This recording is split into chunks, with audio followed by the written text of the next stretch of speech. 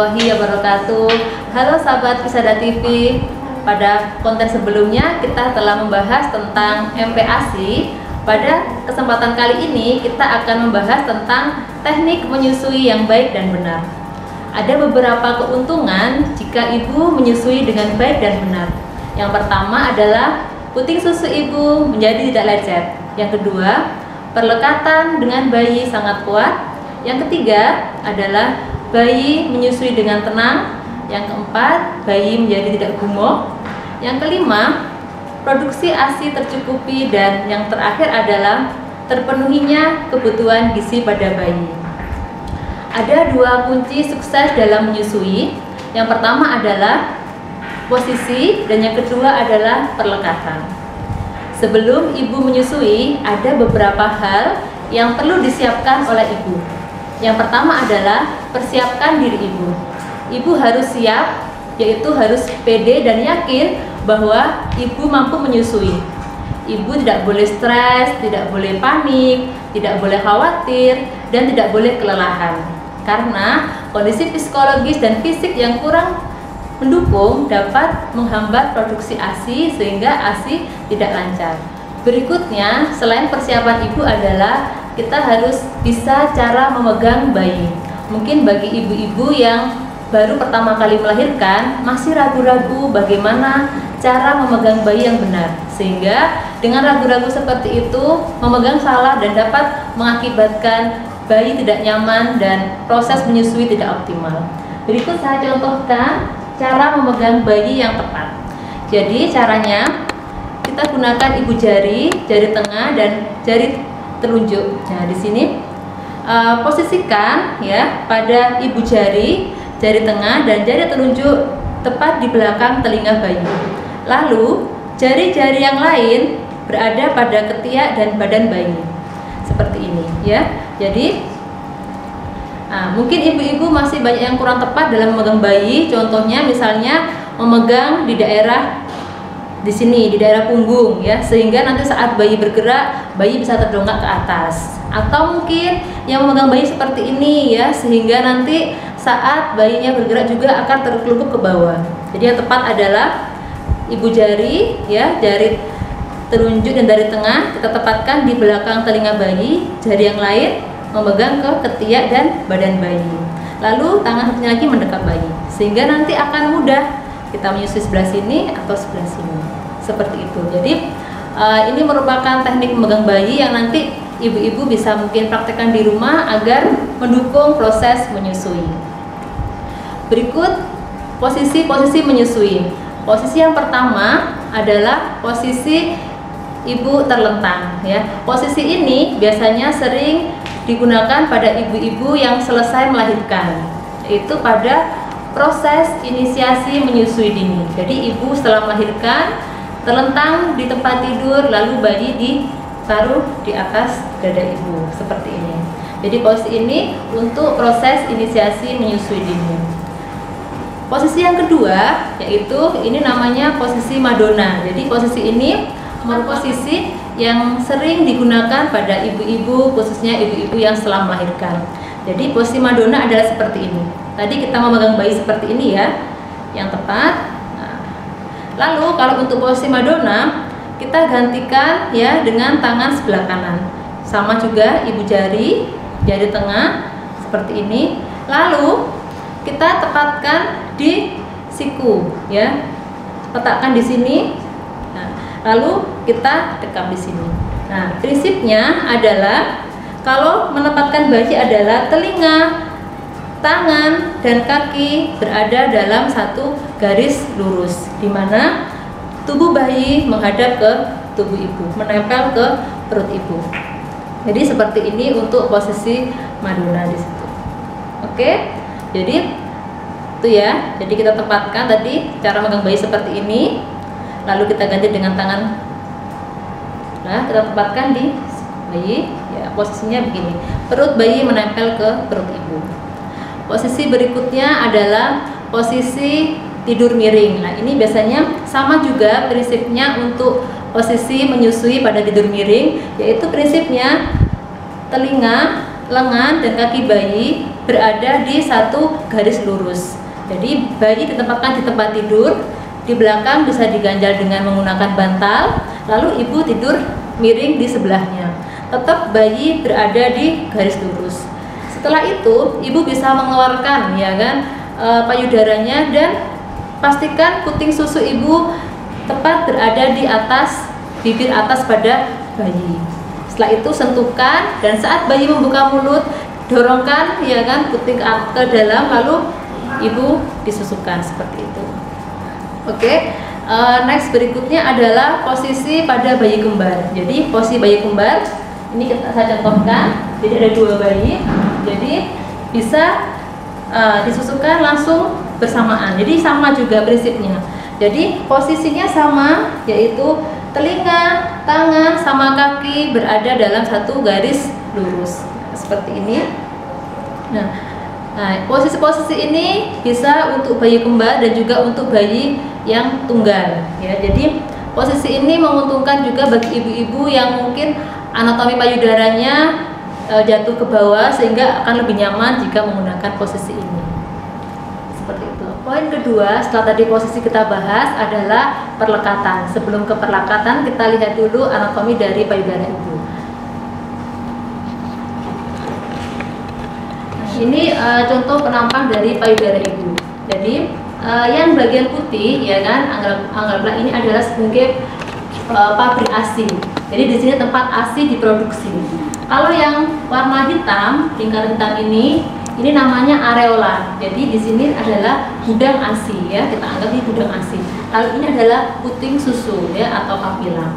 Jadi jika ibu menyusui ya kan, jika ibu menyusui bayi hanya menempel pada puting susu, pastinya itu ASI yang dikeluarkan akan sedikit dibandingkan bayi menyusui hingga pada gudang ASI. Jadi sebaiknya kalau ibu-ibu menyusui pada mulut bayi masuk sampai pada areola atau gudang ASI, karena saluran pada payudara adalah sangat lembut dan halus, sehingga saat nanti bayi hanya menyusu pada daerah puting ini, maka sering mengakibatkan puting susu lecet ya. Jadi coba kita rasakan ya, di langit-langit mulut kita yang bagian atas ya, kita rasakan di situ adalah kasar ya, teksturnya kasar. Jadi kita bayangkan kalau misalnya bayi menyusu hanya pada puting, maka puting akan sampai pada langit-langit bagian depan, dan itu akan beresiko puting susu mudah lecet. Kalau kita langit-langit bagian dalam ya, kita rasakan di sini itu akan lebih halus ya kan, sehingga saat nanti bayi menyusu dan masuk sampai pada areola atau gudang ASI, itu puting susu akan lebih nyaman dan tidak terjadi lecet. Jadi kita bisa buktikan ya bahwa bayi yang menghisap sampai pada areola itu akan lebih banyak ASI yang keluar dibanding dengan pada puting. Kita bisa buktikan dengan seperti ini, jadi bisa dicoba di rumah untuk ibu-ibu. Jadi kita bisa pegang payudara dengan huruf C seperti ini. Letakkan tangan kita di atas payudara ya, huruf C seperti ini. Kita renggangkan ke belakang ya, lalu kita kerutkan ke atas. Nah, di situ ASI yang keluar pasti lebih banyak jika dibandingkan dengan kita misalnya hanya memencet pada puting susu. Jadi seperti itu. Jadi yang lebih bagus adalah menyusu sampai pada areola di sini. Oke. Jadi untuk perlekatan, ya, jadi kalau misalnya begini ya, pastikan ya. Jadi caranya begini. Jadi kalau dan juga untuk terkait dengan posisi, jadi saat bayi kita ya, kita posisi seperti ini. Jadi tadi pastikan ya lurus, dan jangan, kalau yang sering itu biasanya bayinya seperti ini. Lalu kepalanya menoleh. Nah, kita bayangkan aja ya kalau misalnya kita sambil menoleh lalu kita menelan ludah. Nah, pasti akan lebih sulit jika misalkan kita lurus seperti ini. Ya, bayangkan kalau bayi kita misalnya sambil menyusu, sambil menoleh, nah pastinya itu tidak nyaman ya kan. Lebih nyaman kalau misalkan lurus. Nah, caranya ya sama kalau kita untuk perlekatan tadi ya, kita huruf C ya, kita renggangkan ke belakang ya, lalu kita kerutkan ke depan, lalu sentuh bibir dari bayi. Nah, saat bayi disentuh dengan puting, nanti kalau bayinya lapar, dia pasti akan mencari puting susu itu. Nah, saat bayimu terbuka, kita dorong, ya kan, dorong puting susu masuk ke dalam mulut bayi, lalu kita dekap begini. Nah, kita dekap. Jadi posisinya adalah bayi didekap seperti ini. Jadi jangan begini ya. Kalau misalnya kita dorong lalu kita begini, nah, ibunya nanti sakit karena punggungnya membungkuk, ya kan. Sedangkan menyusui itu adalah butuh waktu yang mungkin tidak sebentar, ada yang 15 menit, 30 menit, ada 1 jam dan lain sebagainya. Jadi kita renggangkan, ya, kita kerutkan ke depan, kita rangsang mulut bayi. Saat bayi membuka mulutnya, kita dorong lalu kita dekap seperti ini. Sehingga saat menyusui kita dekap bayi seperti ini, ibu rileks sehingga nanti ASINya lancar, bayinya menjadi tenang.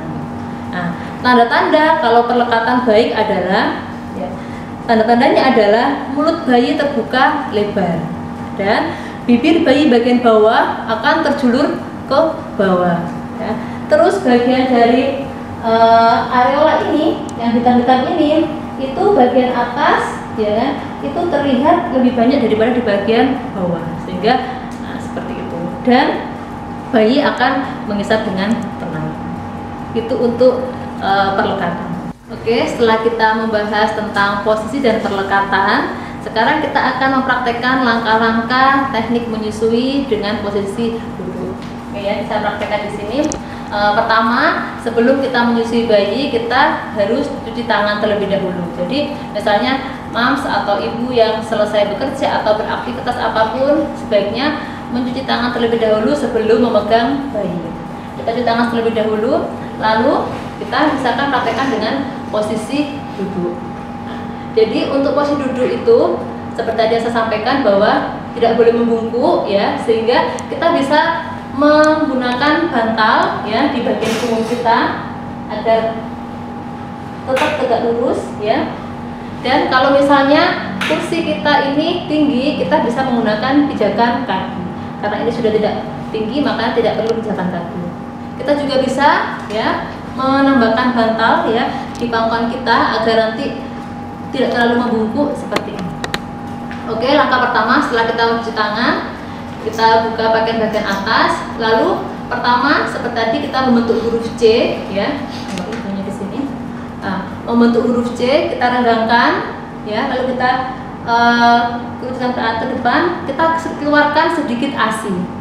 ASI dikeluarkan, ya kan, lalu dioleskan di sini.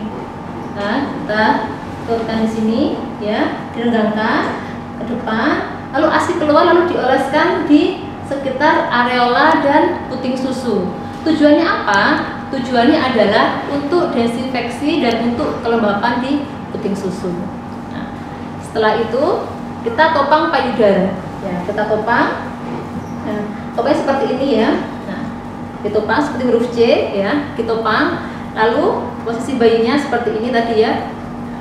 Jadi bayi lurus, ya, telinga, tangan, dan kaki menghadap ke perut ibu, ditaruh di sini di siku ibu. Nah, kita renggangkan ke belakang, lalu kita ke depan, kita rangsang di sudut mulut bayi. Nah, setelah itu bayi akan membuka mulut. Saat bayi membuka mulut, kita dorong ke depan, lalu kita dekap. Nah, seperti itu, bayi akan menyusu dengan tenang. Jadi, perhatikan, ya. Jadi bayi itu terkadang dia menyusu terus jeda. Nah, kita bisa untuk mengitik-itik, ya, di bagian pipi agar dia menyusu lagi, karena juga ketiduran. Kita juga bisa merasa di pipinya di sini. Nah, setelah bayi menyusu dengan tenang dan sudah selesai, teknik melepaskannya adalah kita bisa menggunakan jari kelingking.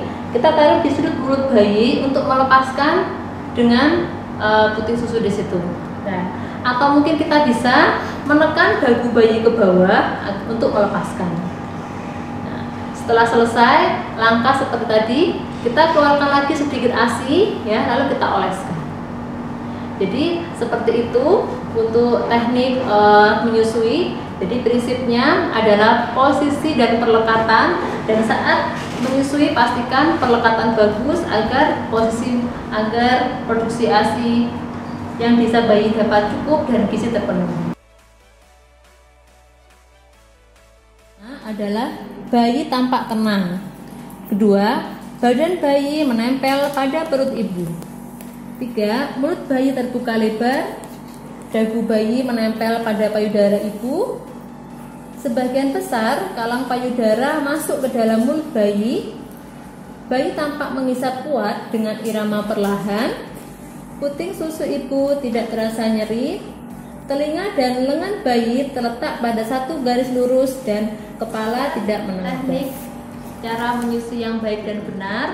Jangan lupa subscribe, like, komen, dan share, serta tuliskan pertanyaan jika ada pertanyaan di dalam kolom komentar. Saya akhiri, wassalamualaikum warahmatullahi wabarakatuh. Sampai bertemu di konten berikutnya.